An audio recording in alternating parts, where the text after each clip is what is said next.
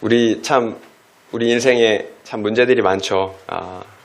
재정의 문제, 가장 큰 재정의 문제, 또 관계의 문제, 또 그리고 질병의 문제, 참 문제들이 많아요. 그 문제들이 해결하기도 힘들고 또 그래서 해결도 안 되고 그러니까 또 우리 인생이 고난이고 고통입니다. 그러면 그 많은 문제들 중에 어떤 문제를 해결하면 우리 인생이 좀 나아질까요? 여러분, 질병의 문제, 어떤 분에게는 그게 가장 큰 문제일 수가 있겠죠. 또 누구에게는 일반적으로는 재정의 문제, 또 누구에게는 정말 관계가 너무 힘들어서 죽을 것만큼 이렇게 힘든 사람도 있을 거예요. 그러면 그 문제들이 다 해결이 되면 정말로 우리 인생이 더 행복해질까요? 정말 더 좋아질까요? 내가 원하는 인생이 될까요? 오늘 본문 말씀을 통해서 정말로 중요한 문제, 우리가 해결해야 할 문제가 무엇인지 오늘 본문 말씀을 통해서 좀 알아보면 좋을 것 같아요. 25절, 27절 말씀 함께 읽겠습니다. 25절에서 27절이에요. 그날 밤에 여호와께서 기드온에게 이르시되 내 아버지에게 있는 수소 곧 7년 된 둘째 수소를 끌어오고 내 아버지에게 있는 바알의 제단을 헐며 그 곁에 아세라 상을 찍고 또 이 산성 꼭대기에 내 하나님 여호와를 위하여 규례대로 한 제단을 쌓고 그 둘째 수소를 잡아 내가 찍은 아세라 나무로 번제를 드릴지니라 하시니라. 이에 기드온이 종 10사람을 데리고 여호와께서 그에게 말씀하신 대로 행하되 그의 아버지의 가문과 그 성읍 사람들을 두려워함으로 이 일을 감히 낮에 행하지 못하고 밤에 행하니라. 그날 밤에 여호와께서 기드온에게 말씀하셨다고 합니다. 그렇다면 그날 밤은 언젠가요? 이제 지난주에 우리가 함께 나눈 말씀으로 돌아가야 되겠죠. 여호와의 사자가 기드온을 사사로 부르신 날이에요. 여호와의 사자는 숨어서 밀을 타작하고 있는 기드온에게 나타났죠. 그래서 너는 큰 용사다. 내가 너와 함께한다라고 말씀하셨어요. 그러니 너의 이 큰 힘으로, 이 힘으로 이스라엘을 구원하라고 말씀하셨죠. 그러나 기드온은 어떻게 해요? 두려웠어요. 나에게 말씀하시는 당신이 여호와 하나님이신지 어떻게 알 수 있느냐고 내가 믿을 수 있는 표징을 달라고 했습니다. 그 표징이 뭐예요? 나의 예물을 받아달라라는 거죠. 여호와의 사자는 기드온이 준비한 그 예물, 제물을 불이 나와서 그 제물을 다 살라버렸죠. 이렇게 그 제물을 받아줬어요. 그러니까 처음에는 기드온이 두려워 떨었지만 마침내 여호와 하나님과의 관계에서 어떻게 해요? 샬롬, 평강을 경험하고 누리게 되었어요. 그러니까 오늘 본문의 그날 밤은 하나님과의 그 관계가 이렇게 회복된 그 날 밤을 얘기하는 거예요. 그날 밤에 여호와께서 기드온에게 말씀하셨다는 것입니다. 무엇을 알 수가 있나요? 하나님과의 관계가 회복되면 하나님과의 관계 안에서 평강, 샬롬을 누릴 뿐만 아니라 하나님께서 말씀하신다라는 거예요. 우리에게 해야 할 그 무엇을 말씀하신다라는 거예요. 그러면 하나님께서 무슨 말씀을 하셨나요? 여호와는 기드온에게 내 아버지 집에 있는 바알의 제단을 헐라고 하셨어요. 그리고 그 곁에 아세라 상을 찍어 버리라고 말씀하셨어요. 그리고 그 산성 꼭대기에 내 여호와 하나님을 위하여 규례대로 제단을 쌓으라고 하셨어요. 그리고 아버지 집에서 끌고 온 둘째 황소, 7년 된 둘째 황소를 잡아서 내가 찍은 그 아세라 나무를 태워서 여호와께 번제를 드리라고 말씀하셨어요. 그러니까 기드온이 어떻게 합니까? 이에 기드온이 종 10사람을 데리고 여호와께서 그에게 말씀하신 대로 행하였다라고 기록하고 있어요. 그 즉시로 순종했다라는 거죠. 결국 하나님께서 이 본문 말씀을 통해서 우리에게 말씀하시지 않는 이유, 그래서 우리가 하나님의 말씀을 듣지 못하는 이유를 보여주고 있어요. 우리가 하나님의 말씀에 관심이 없기 때문이죠. 그러면 하나님께서도 말씀하실 수가 없는 거예요. 말해봐야 입만 아프잖아요. 우리가 순종하지 않는데 하나님이 말하면 무엇 하겠습니까? 그래서 우리에게 영적인 문제가 있을 때 나타나는 첫 번째 증상이 말씀이 들리지 않는다라는 거예요. 반대로 나와 하나님과의 관계가 정말 좋아요. 그러면 말씀이 꿀송이처럼 달아요. 그 말씀이 귀에 어떻게 해요? 쏙쏙 꽂혀요. 정말 잘 들려요. 그래서 말씀이 들리지 않는다면 나와 하나님과의 관계를 돌아봐야 하는 거예요. 나와 하나님과의 관계가 샬롬의 관계인지 특별히 말씀을 순종하고 있는지를 점검해 봐야 합니다. 기드온을 사사로 부르신 하나님께서 처음으로 명령한 것이 무엇인가요? 내 가족 안에 있는 우상들을 어떻게 해요? 다 제거하라는 거죠. 우리가 생각할 때 지금 시급한 것이 무엇인가요?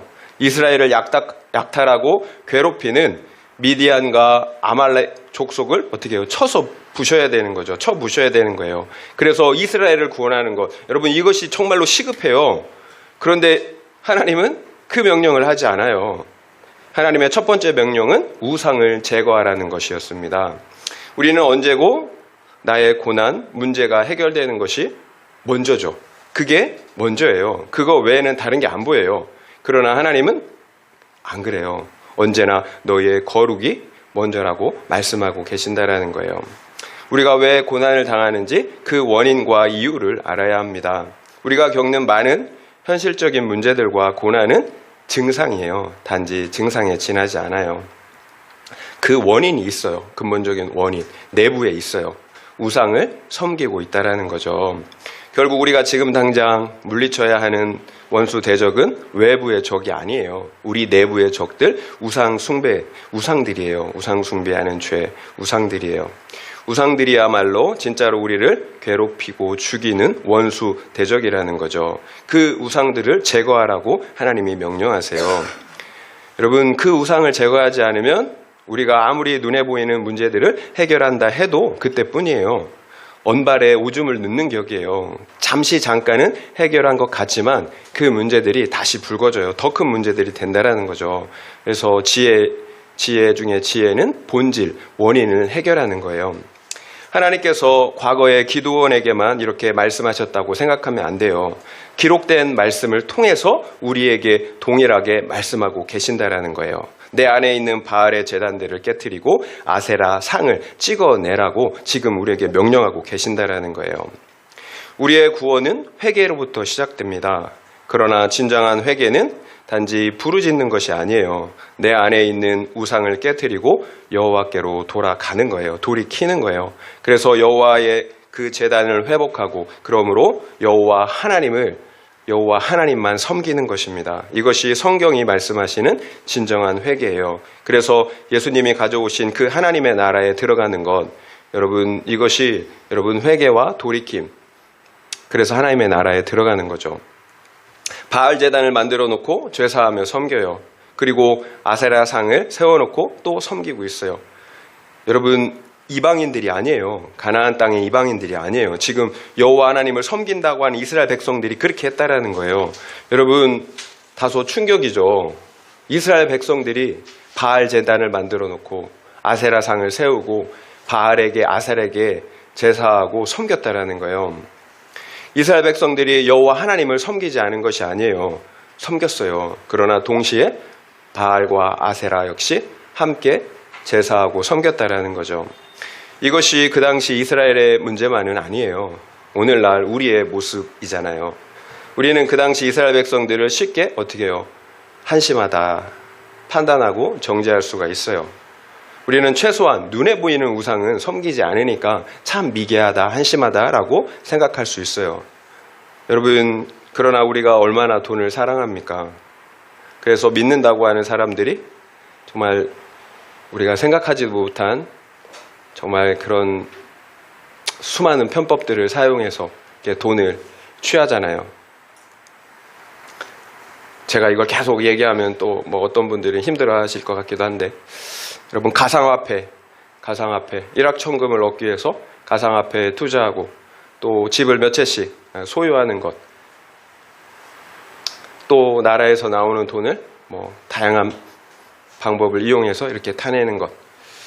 여러분, 불신자들조차 집을 몇 채씩 사서 소유하는 것은 경제 정의에 맞지 않다라고 이렇게 이야기하더라고요. 불신자들도. 여러분, 그런데 믿는다고 하는 사람 우리들조차 별로 문제의식을 못 느껴요. 그냥 그걸 자랑하더라고요. 돈 많이 벌었다고 그렇게 해서. 왜 그럴까요? 돈이라는 우상을 섬기고 있기 때문이에요. 이것이 내가 지금 겪고 있는 고통의 이유예요. 물론 돈은 벌 수 있겠죠. 그러나 우리가 본질적으로 우리 영혼의 고통을 받고 있는 이유, 우상을 섬기고 있기 때문이에요. 돈과 이 세상의 성공, 그리고 자아 실현, 향락이라는 우상들을 하나님과 함께 섬기고 있기 때문이에요. 그래서 다른 가족들 역시 함께 고통을 당하고 있는 것입니다. 아버지가 이렇게 우상을 섬기니까 그 자녀들이, 그 공동체가 함께 고통을 당하잖아요. 여러분, 우리 자녀 양육도 마찬가지예요. 나는 교회 잘 다니니까 우상을 안 섬겨. 말이 아니라 우리 삶이 섬기고 있어요. 그러니까 아이들도 그것을 따라가는 거죠. 정말 말보다 중요한 것은 삶인 것 같아요. 과거 우리 눈에 보이는 그 우상들은 파괴하기가 쉬웠죠. 그러나 이처럼 우리 내면에 있는 우상들은 제거하기가 쉽지 않아요. 일단 보이지 않잖아요. 그러니까 인정이 되지 않는 거예요. 오히려 이 세상의 재물과 성공과 권력, 그것들이 있으면 하나님을 더 잘 더 섬길 수 있지 않냐라고 이렇게 합리화한다라는 거예요. 그래서 내가 그것들을 얻은 것들에 대해서 하나님을 잘 섬겼기 때문에 주신 복이라고 이렇게 자랑하고 또 합리화한다라는 거죠. 여러분, 분별하는 기준이 있어요. 그렇다면 우리가 그것들을 우상으로 섬기고 있는지, 아니면 하나님을 섬기면서 그것들을 우리가 수단으로 잘 사용하고 있는지 어떻게 알 수가 있을까요? 여러분, 말씀에 대한 태도를 통해서 알 수가 있어요. 우리가 말씀을 듣고 순종하고 있다면 여러분, 하나님을 섬기는 거예요. 그것들을 이용하고 있는 거예요. 그러나 우리가 말씀을 듣지도 않고 순종하고 있지 않다면 내가 어떻게 생각하든지 그것들을 우상으로 섬기고 있는 것입니다. 기준은 그거예요. 말씀을 내가 듣고 순종한다면 그것들을 내가 하나님 나라를 위해서 수단으로 사용하고 있는 거예요. 그렇지 않다면 그것들을 하나님과 겸하여 우상으로 섬기는 것입니다. 28절에서 32절 말씀 읽겠습니다. 28절에서 32절이에요. 그 성읍 사람들이 아침에 일찍 일어나 본즉 바알의 제단이 파괴되었으며 그 곁에 아세라가 찍혔고 새로 쌓은 제단 위에 그 둘째 수소를 드렸는지라. 서로 물어 이르되 이것이 누구의 소행인가 하고 그들이 캐어 물은 후에 이르되 요아스의 아들 기드온이 이를 행하였도다 하고 성읍 사람들이 요아스에게 이르되 내 아들을 끌어내라. 그는 당연히 죽을지니 이는 바알의 제단을 파괴하고 그 곁에 아세라를 찍었음이니라 하나. 요아스가 자기를 둘러선 모든 자에게 이르되 너희가 바알을 위하여 다투느냐? 너희가 바알을 구원하겠느냐? 그를 위하여 다투는 자는 아침까지 죽임을 당하리라. 바알이 과연 신일진데 그의 제단을 파괴하였은즉 그가 자신을 위해 다툴 것이니라 하니라. 그날의 기드온을 여룹 바알이라 불렀으니 이는 그가 바알의 제단을 파괴하였으므로 바알이 그와 더불어 다툴 것이라 함이었더라. 그 성읍 사람들이 아침에 나와서 딱 보니까 어떻게 해요? 완전히 지금 바알의 제단이 완전히 파괴되었고 아세라상은 찍혀 있어요. 그리고 제단이 쌓여 있는데 그 위에 둘째 수소가 이렇게 들여져 있어요. 난리가 났겠죠. 누가 그랬느냐고. 알아보니까 요아스의 아들 기드온이 그런 거예요. 성읍 사람들이 이제 몰려가서 제사장인 요아스에게 내 아들을 끌어내라고 합니다. 당연히 죽어야 한다라는 거죠. 그러면 아버지 요아스가 자신의 아들을 내어 주었을까요? 아니잖아요. 여기 보니까 요아스는 너희가 바알을 위하여 다투느냐? 너희가 바알을 구원하겠느냐? 그를 위하여 다투는 자는 아침까지 죽임을 당할 것이라고 이야기해요. 요아스가 바알을 위해 다투는 자를 죽이겠다라는 거예요. 그 이유가 무엇인가요? 바알이 만약 신이라면 자기 제단을 파괴했으니까 자기가 알아서 싸울 것이라는 논리예요. 그러니까 너희는 내버려 두라는 거죠. 사람이 바알 신을 위해 싸우고 구원한다면 어떻게 그것이 신이 될 수 있겠느냐라는 말이잖아요. 맞는 말이죠. 요아스는 본래 자기 집에 바알 제단을 두고 바알 제사장이 되어서 바알을 섬긴 사람이에요. 우상 숭배의 주동자라는 거예요. 그렇다면 요아스가 어떻게 이처럼 급변할 수가 있었을까요? 아들 기드온이 우상을 제거하는 모습을 보고 정신을 차린 거예요.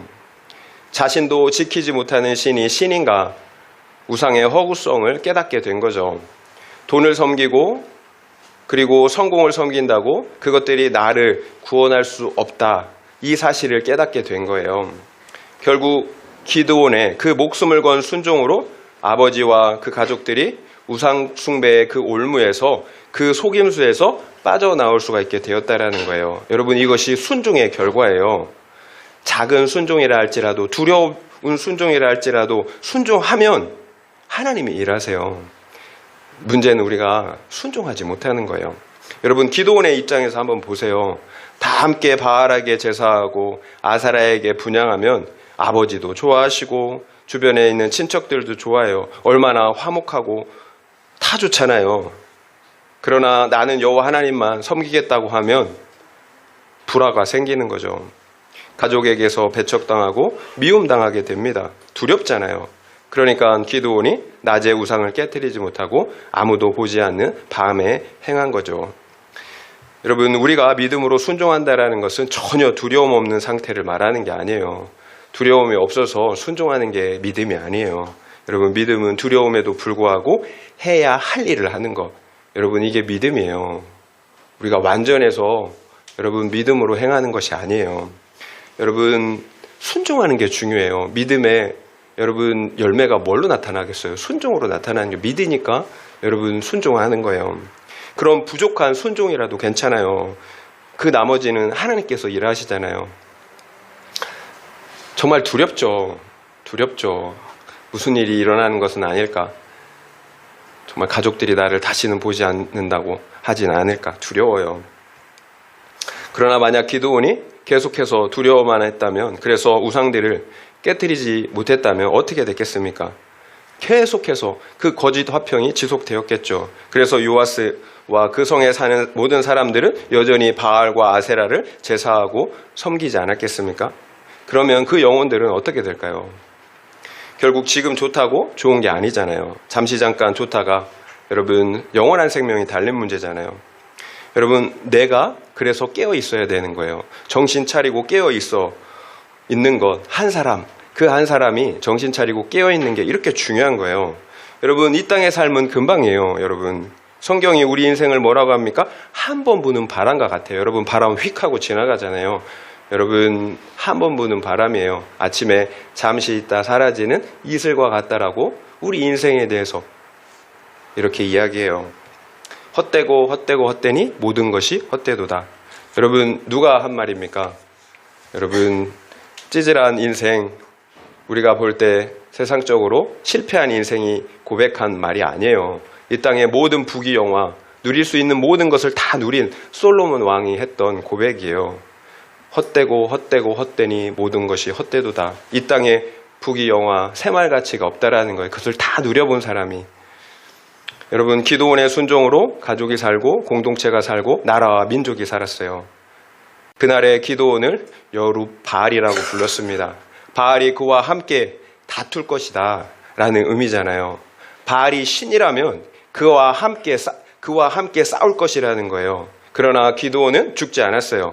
그래서 여룹바알이라는 이름은 명예스러운 호칭이 되었어요. 우리 역시 여러분 우상들과 싸워야 돼요. 그래서 여룹 코인, 여룹 성공, 여룹 가족 우상이라고 이렇게 불려야 된다라는 거예요. 여러분, 이것이 우리가 우상들과 싸워서 이겼다라는 기념품이에요. 명예스러운 호칭이에요. 안타까울 때가 있잖아요. 우리가 안타까울 때가 있어요. 제가 가끔 안타까울 때가 있어요. 저 한 사람만 살면 정말 너무 좋을 텐데, 가족 전체가, 공동체가 살 텐데, 그런데 그만 우상들의 넘어지는 모습들, 그 모습들을 보면 참 안타까워요. 제가 속에서 그렇다라는 거예요. 그러니까 제가 반면교사가 되는 거예요. 그 사람을 보고, 그래, 내가 서 있어야 되는구나. 저 한 사람이 서 있었다면 저 가정이 살았을 텐데, 공동체가 살았을 텐데, 정말 내 한 사람이 중요하구나. 반면교사가 되더라고요. 정말 내가 정말 지금 이렇게 낭망할 때가 아니지. 정말 내가 그것들을 따라갈 때가 아니지. 이게 반면교사가 되더라고요. 여러분, 한 사람이 정말 중요해요. 가족보다 내가 먼저예요. 내가 사는 것이 먼저예요. 여러분, 목사인 제가 사는 게 이게 먼저예요. 여러분 살리는 것도 중요하지만 제가 먼저 살아야 돼요. 결국 우리 삶에 왜 이적과 기적, 구원의 역사가 나타나지 않겠습니까? 여러분, 순종이 없기 때문이에요.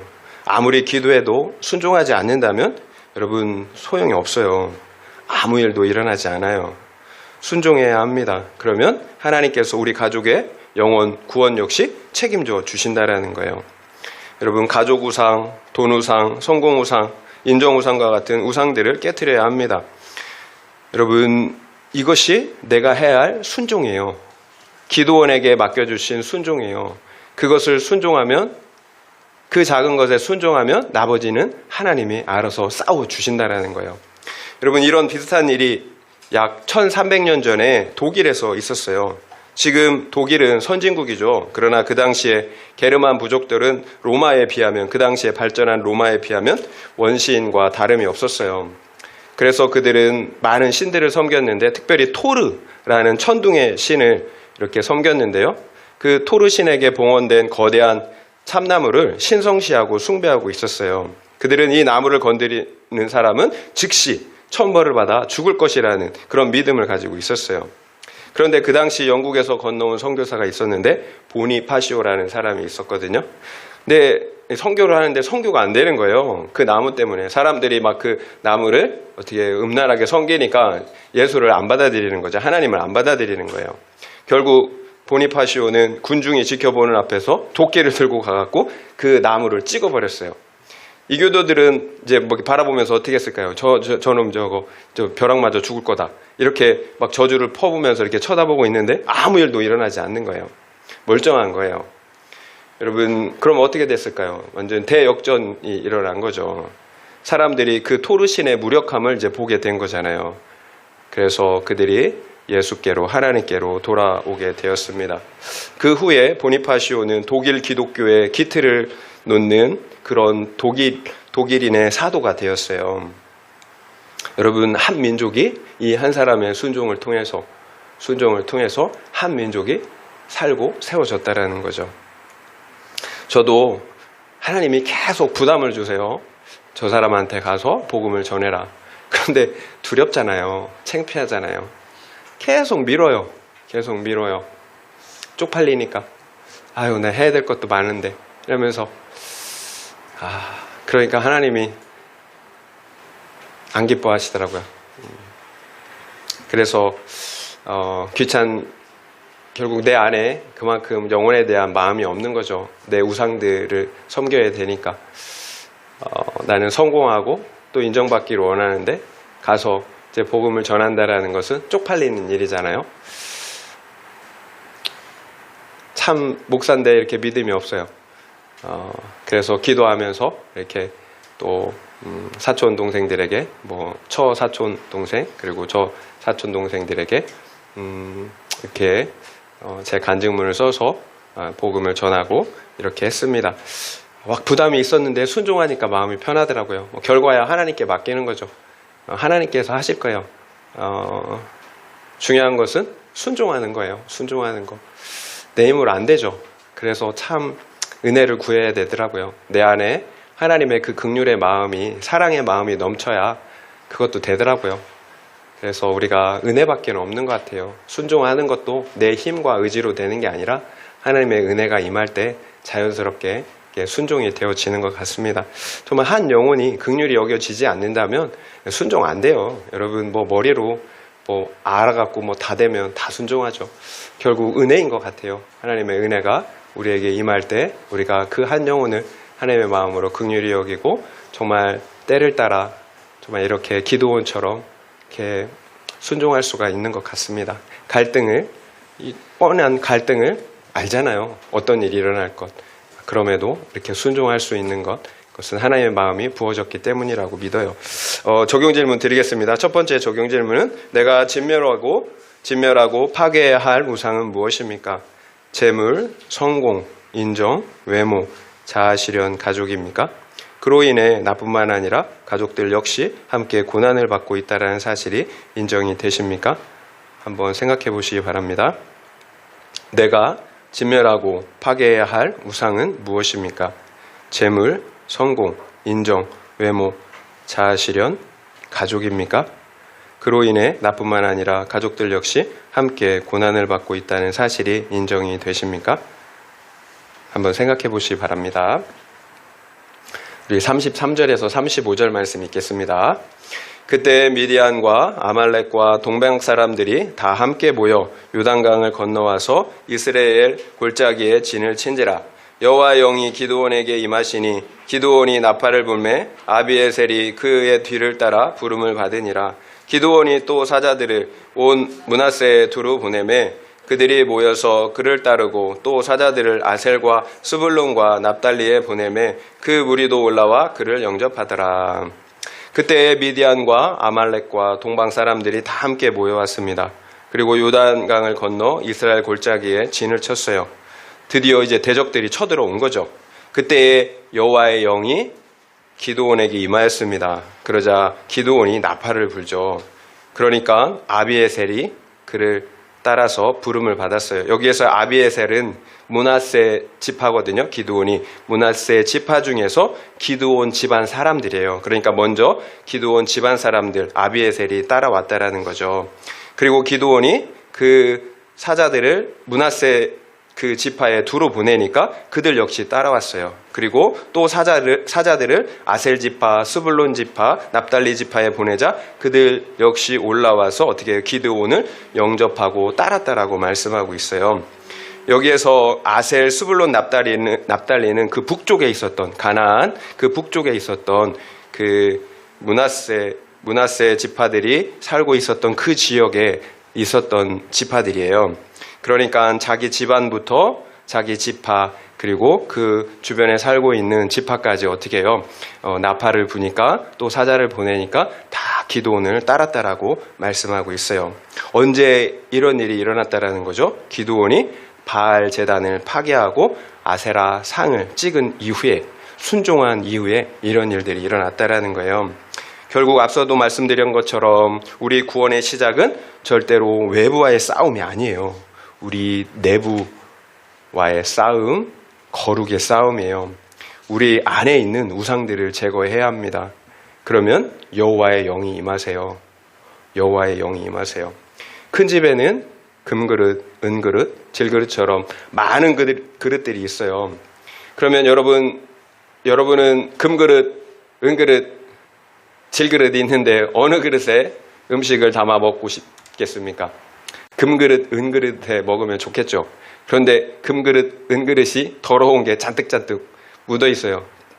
심지어 똥이 발라져 있어요. 그럼 여러분 금그릇에 밥 먹겠습니까? 아니죠. 깨끗한 그릇을 아무리 질그릇이라 할지라도 값싼 그릇이라 할지라도 여러분 깨끗한 그릇에 밥을 담아서 드실 거예요. 하나님도 마찬가지예요. 거룩한 그릇만을 사용하실 수가 있어요. 그래서 거룩한 기드온에게 하나님께서 성령으로 임하신 것입니다. 그래서 여러분 이 세상에서는 돈이 능력이고 권력이 능력이지만 여러분 하나님의 나라에서는 거룩이 능력이에요.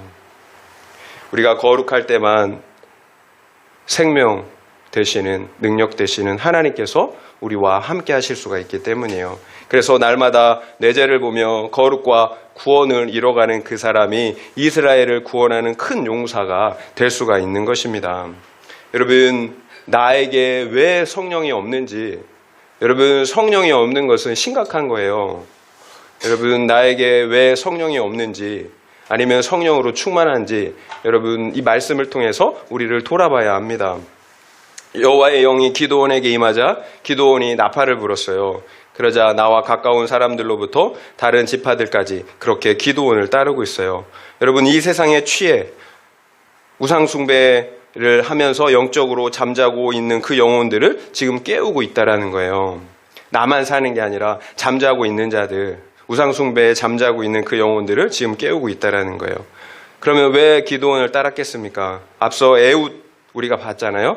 그 오른손이 없는 왼손잡이 에훗. 나팔을 부니까 이스라엘 백성들이 그를 따라서 모압과 에골론을 치지 않았나요? 또 그 이후에 보면 여사사 우리 드보라가 나오지 않습니까? 그 여사사 드보라를 왜 따랐겠습니까? 원리는 동일해요. 여호와의 영이 임하였기 때문이에요. 그래서 그들에게 영적인 권위가 부어졌기 때문이에요.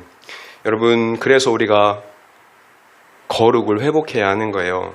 그래야 여호와의 영이 임하세요. 또 그래야 우리가 나도 살지만 다른 영혼을 살리는 사명을 감당할 수가 있기 때문이에요. 여러분 초대교회를 보세요. 초대교회. 여러분 얼마나 보잘것없습니까? 노예가 대부분이에요. 환난과 박해가 극심해요. 그런데 그 작은 공동체가 어떻게 해요? 거룩하니까 그 작은 공동체가 그 당시에 세계를 다 어떻게 해요? 복음화 시켰잖아요. 그런데 그 공동체가 어떻게 해요? 돈이 생기고 권력이 생기니까 어떻게 됐습니까? 여러분 기독교사에서 중세는 암흑기예요. 암흑기. 그 당시에 다 명목상 기독교인이었어요. 그런데 생명이 있는 사람이 없어요. 거룩의 능력을 잃어버렸기 때문이에요.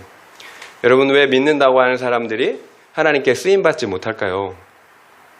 여러분 많은 장로님들 또 사역자들, 선교사님들 여러분 정말 열정적으로 사역하시는 분들 많아요.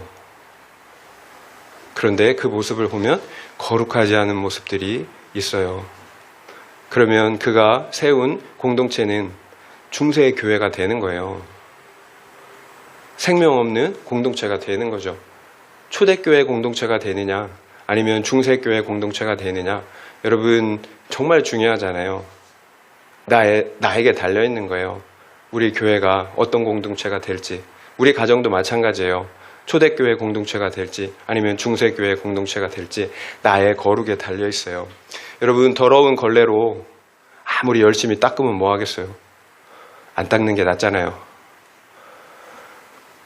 여러분 우리의 죄는 회개해야 할 문제이지 열심으로 덮을 수 있는 게 아니에요. 하나님은 우리에게 회개할 수 있는 은혜를 주셨어요. 그걸 열심으로 덮으라는 건 그건 율법주의잖아요. 은혜를 주셨잖아요.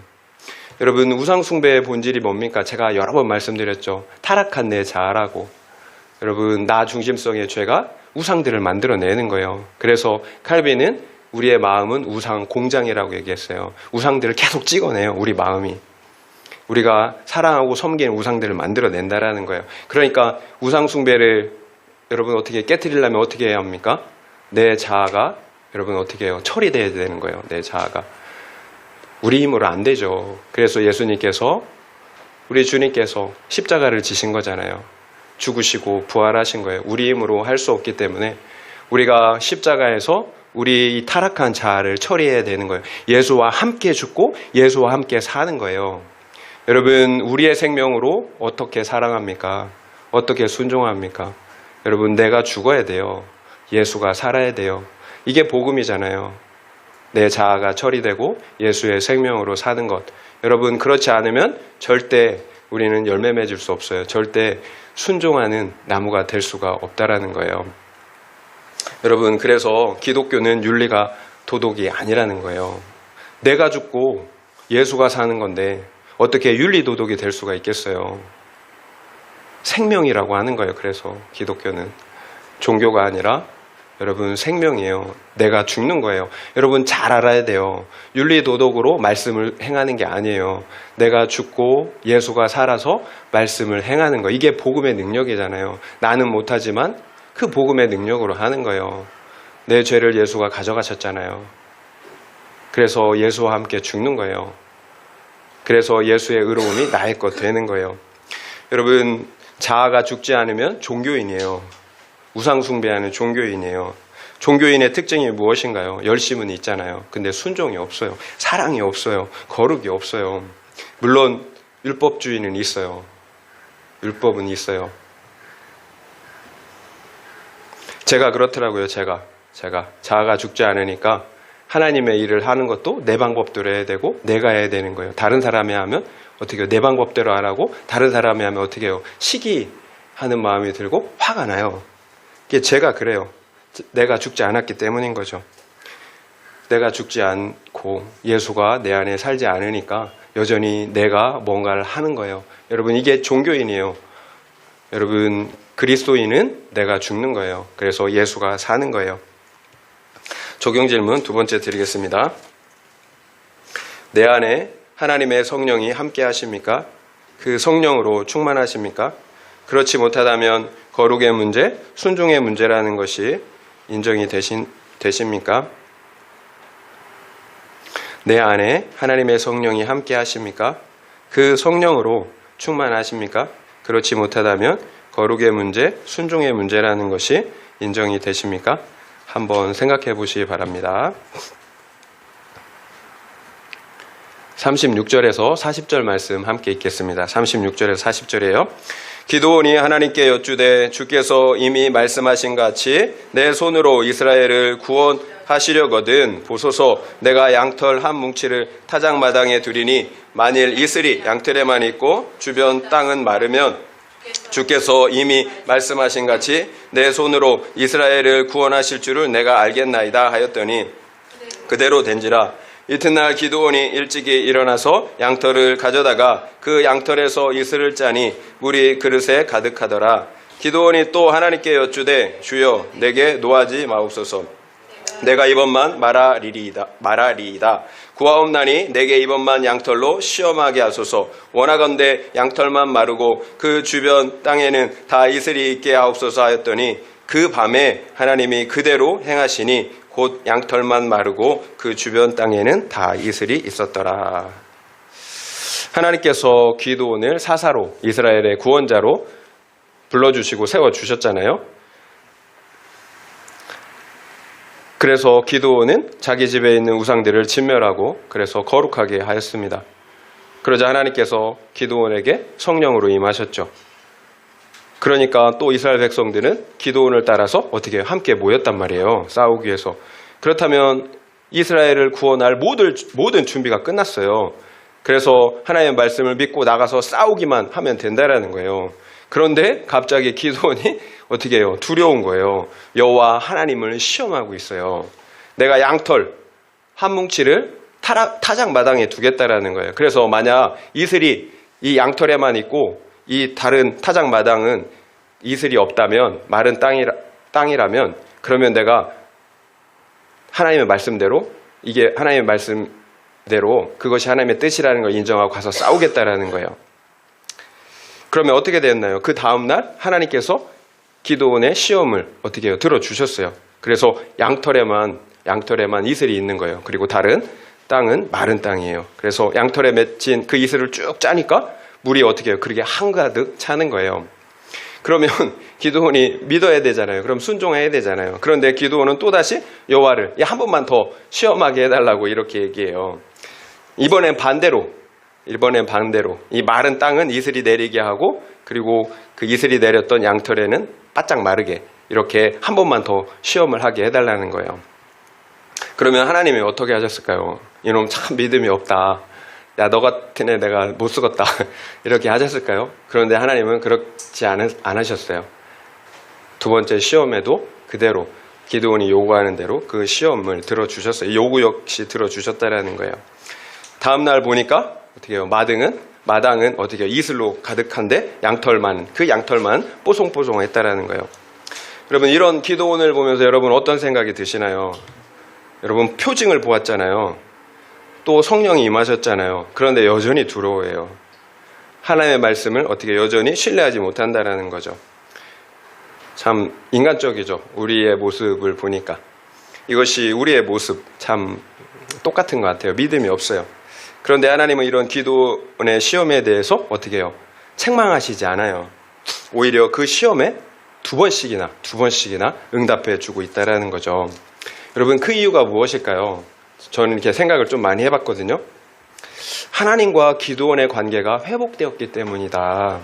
그래서 기드온이 하나님의 말씀에 순종하였기 때문이다.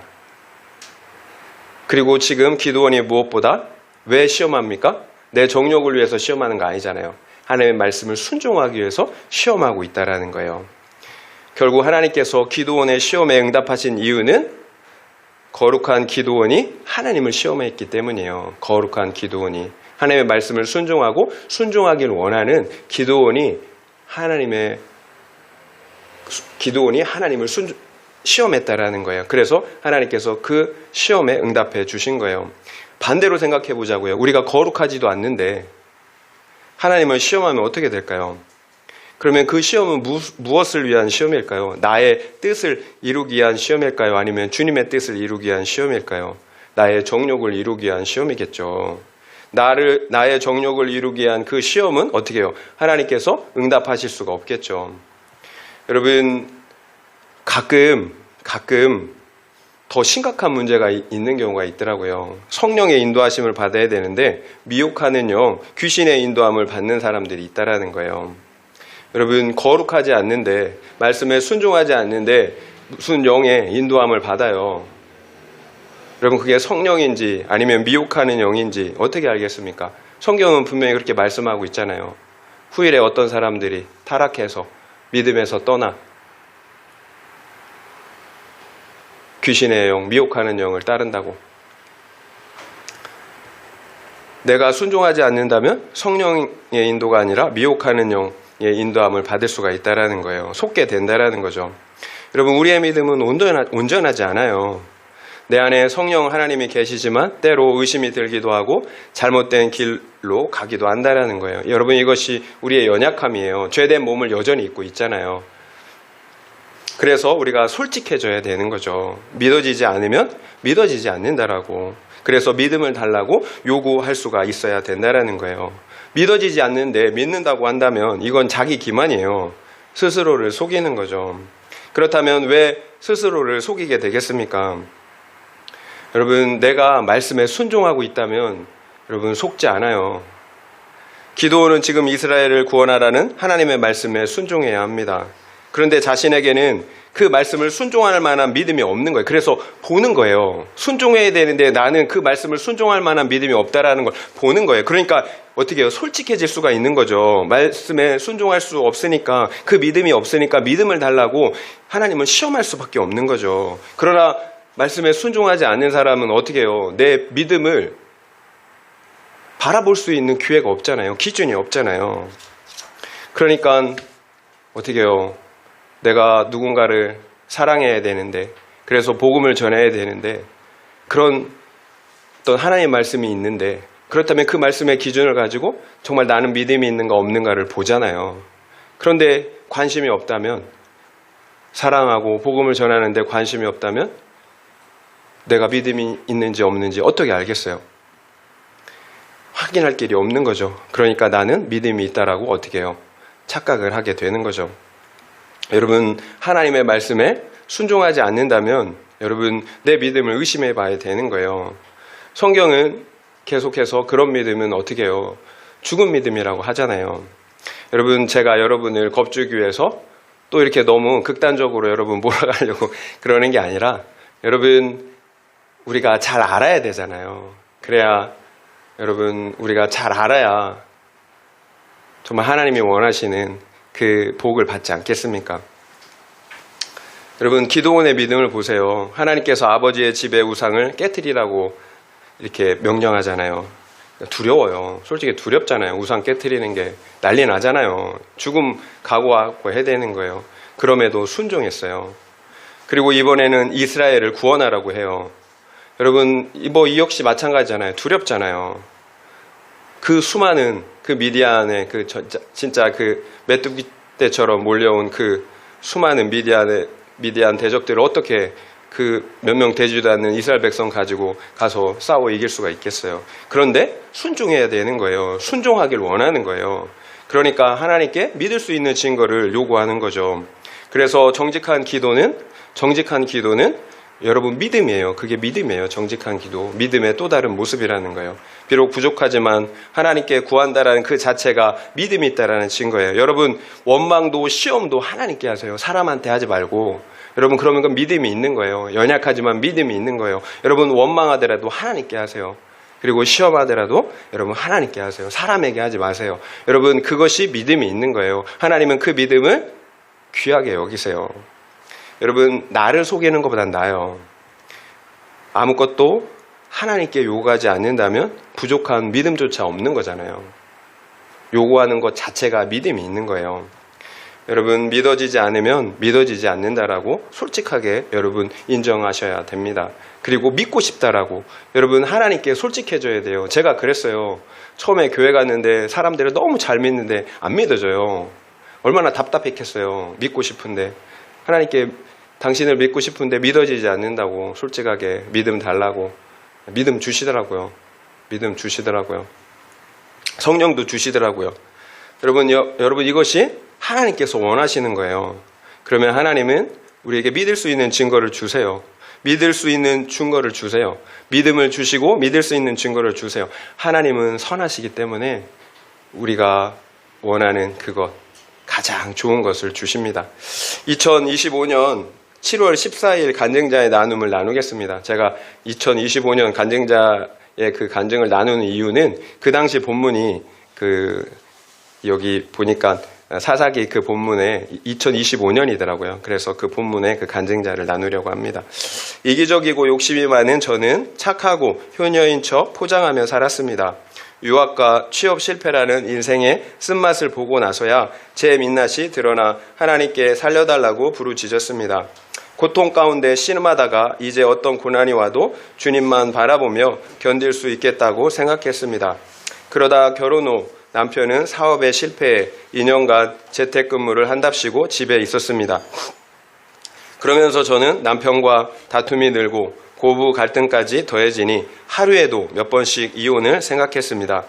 그 즈음 말씀 묵상과 가정 중수를 핵심 가치로 둔 교회로 인도되어 결혼의 목적은 행복이 아닌 거룩이라는 말씀을 듣게 되었습니다. 이에 회개하고 이혼의 문턱에서 돌이켰습니다.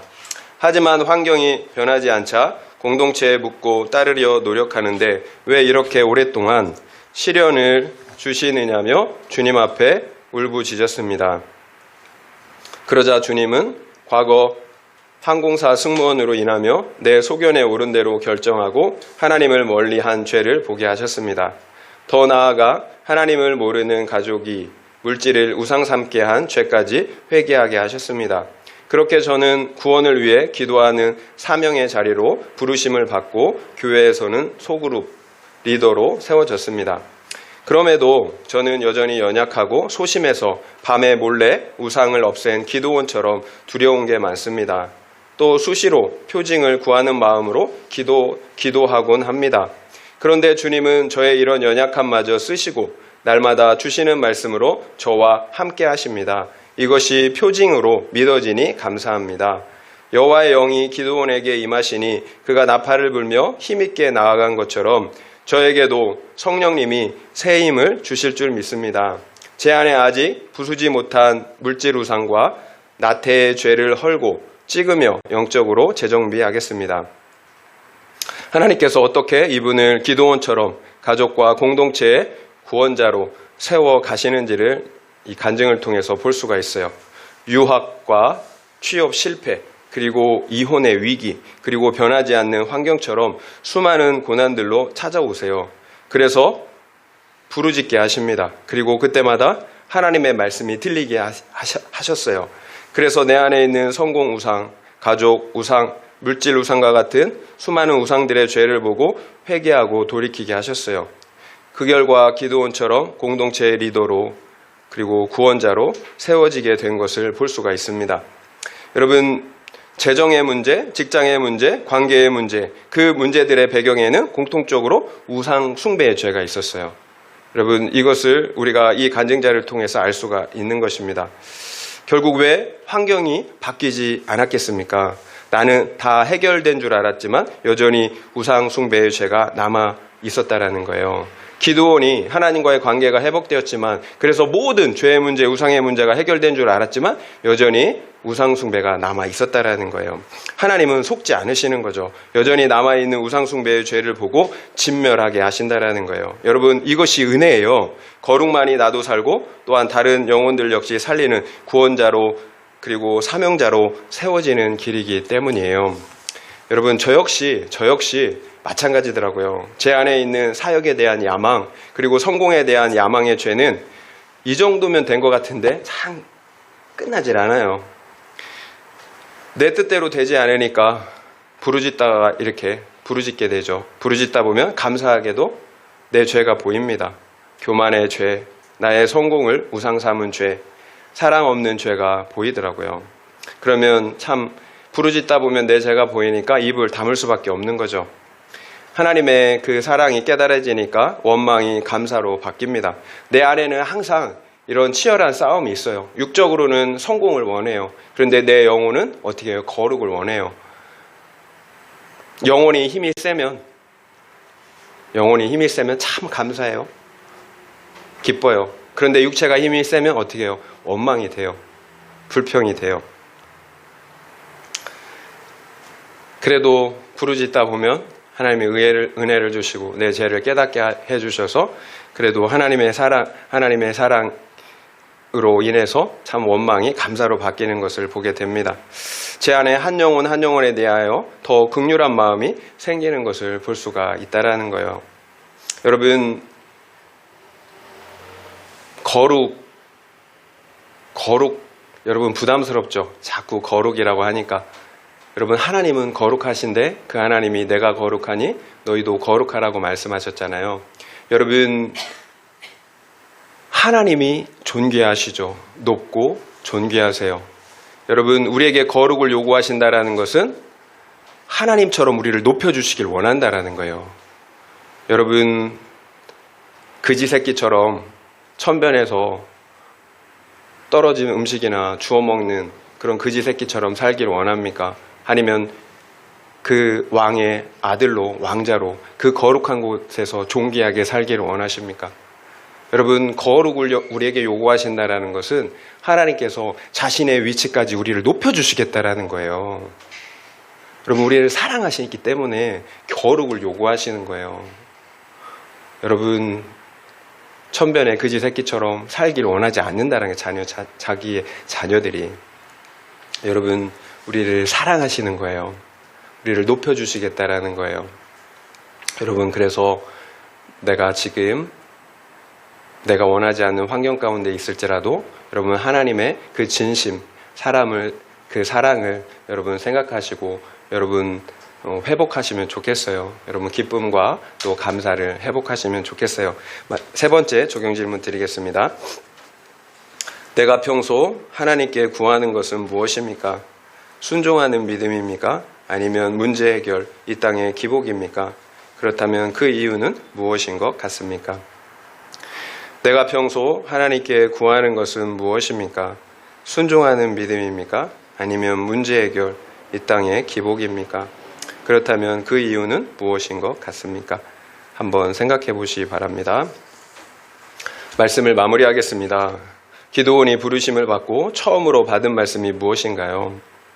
외부의 대적을 물리치는 것이 아니었어요. 나를 괴롭히는 미디안, 그 대적과 싸우는 것이 아니었다라는 거예요. 오히려 아버지 집에 바알 제단을 파괴하고 아세라 상을 깨트리는 것이었습니다. 그리고 여호와 하나님의 제단을 회복하고 예배를 드리는 것이었어요. 결국 우리 원수 대적은 외부에 있지 않습니다. 우리를 고통과 죽음으로 이끄는 원수 대적은 우리 안에 있는 우상 숭배의 죄예요. 하나님을 기뻐하고 섬기는 것이 아니라 이 세상의 성공과 기복을 사랑하고 섬기는 것입니다. 이것이 우리가 진정 진멸해야 할 원수 대적이에요. 타락한 내 자아예요. 여러분, 한 영혼을 구원하길 원하시나요? 믿지 않는 가족을 구원하길 원하십니까? 여러분, 대단한 일을 하려고 하지 마세요. 먼저는 내 안에 있는 우상을 진멸해야 합니다. 우리 가정 안에 있는 우상 숭배를 끊어내야 합니다. 그래서 하나님과의 관계를 회복하셔야 하는 거예요. 구체적으로 여러분, 작은 것부터 적용하세요. 작은 것부터 여러분 회개하고 또 순종하시길 바라요. 거창한 거 아니에요. 말씀을 보고, 오늘 나에게 주시는 그 말씀을 보고 여러분, 작은 것 회개하고 돌이키는 거예요. 그리고 그 말씀을 순종하고 살아내는 것입니다. 그러면 성령님께서 나와 함께 하세요. 언제나 어디서나 나와 함께 하세요. 여러분, 이것이 나도 살고 다른 영혼도 살리는 길이에요. 이런 은혜가 우리 모두에게 있기를 예수님의 이름으로 축원드립니다.